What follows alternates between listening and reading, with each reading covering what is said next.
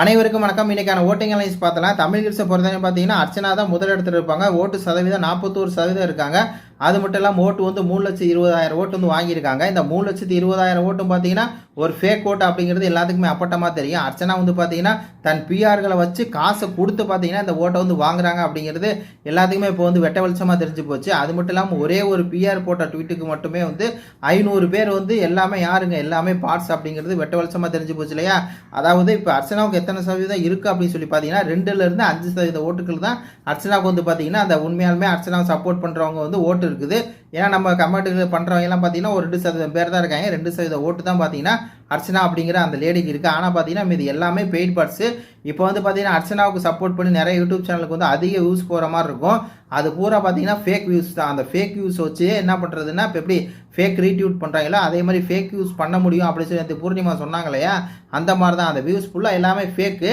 அவங்களுக்கு வந்து பணம் அதுலேருந்து வராது. எதுலேருந்து வருதோ அப்படின்னு சொன்னாக்கா அந்த யூடியூபருக்குலாம் வந்து பணம் வந்து பார்த்தீங்கன்னா அந்த பிஆர் வந்து உங்களுக்கு கொடுத்துருவாங்க. இப்போ வந்து ஒரு வீடியோ போட்டால் இவ்வளோ காசு அப்படின்னு சொல்லி பார்த்தீங்கன்னா அந்த பிஆர் வந்து கொடுத்துருவாங்க. அந்த காசை வச்சு உங்கள் வீடியோ போடுவாங்க. வியூஸ் வந்து பார்த்தீங்கன்னா 50,000 60,000 70,000 சொல்லியெல்லாம் இருக்கும். அதெல்லாம் பார்த்தீங்கன்னா உண்மையான வியூஸ் கிடையாது, மனுஷன் பார்க்கறது கிடையாது, பாட்ஸ் பார்க்கறதுங்கிறது தான் இதில் ஒரு கூடுதல் தகவல். அது 2வது இடத்துல பார்த்தீங்கன்னா மணி இருக்காரு. மணி வந்து 1,49,000 ஓட்டு இருக்காரு. மணிக்கெல்லாம் வந்து பார்த்தீங்கன்னா ஓட்டுகளுக்கு வாய்ப்பே கிடையாது, ஒரு துளி கூட கிடையாது. மணி அந்த வீட்டில் இருக்கிறதே வேஸ்ட்டு, சும்மா டெண்டத்துக்கு இருக்காப்புல. அவருக்கு 1,00,000 ஓட்டு வருது அப்படின்னா நீங்கள் வந்து புரிஞ்சுக்கணும். ரவீனாவுக்கும் அதே மாதிரி ஓட்டு வந்ததுக்கு எல்லாத்துக்குமே காரணம் எல்லாமே பிஆர் செட் பண்ணிட்டு தான் உள்ளே வந்திருக்காங்க அப்படிங்கிறது. அதுக்கப்புறம் தினேஷ் இருக்காரு 16%, 1,25,000 ஓட்டு. தினேஷ் நம்மளுக்கு சொல்லவே தேவையில்ல. தினேஷ் வந்து பெய்டு பிஆர் வச்சு தான் இந்த ஓட்டு அவர் வாங்கியிருக்காரு அப்படிங்கிறது அப்பட்டமாக வந்து தெரியுது. அதுக்கப்புறம் விசித்ராமா இருக்காங்க 9% ஓட்டுகள் வந்து 67,000 ஓட்டு வந்து வாங்கியிருக்காங்க. இதுதான் வந்து பார்த்தீங்கன்னா ஆர்கானிக்காக மக்கள் போடுற ஓட்டு. அது மட்டும் இல்லாமல் விசித்ராமாவுக்கு வந்து பார்த்தீங்கன்னா விசித்ராமா ஃபேன்ஸ் வந்து அதிகமாக தமிழ் கிட்ஸை வந்து நம்புறது கிடையாது.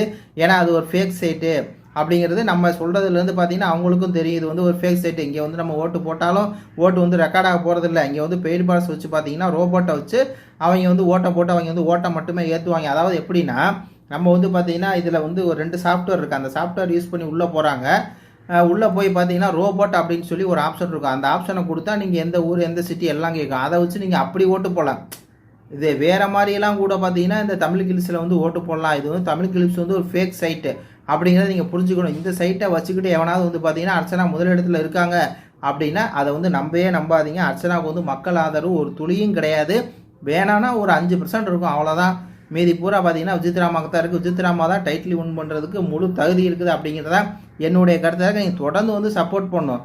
இந்த மாதிரி பார்த்தீங்கன்னா வந்து பெய்டு பிஆரை வச்சு காசு சம்பாதிக்கிறான், பெய்டு பிஆர் இருக்கிற ஒரு போட்டியாளர் வெற்றி பெறவே கூடாது. அதுக்கு நீங்கள் என்ன பண்ணணும் அப்படின்னா விசித்ராவுக்கு இன்னும் நீங்கள் இறங்கி வந்து சப்போர்ட் பண்ணணும். இன்னும் வந்தாங்க ஒரு 10 நாள் தானே இருக்குது, இறங்கி அடிப்போம், வர்றது வரட்டும் போகிறது போட்டோம் அப்படிங்கிற மாதிரி தான் இருக்குது. இது பற்றி உங்கள் கருத்துக்களை சொல்லுங்கள். நன்றி, வணக்கம்.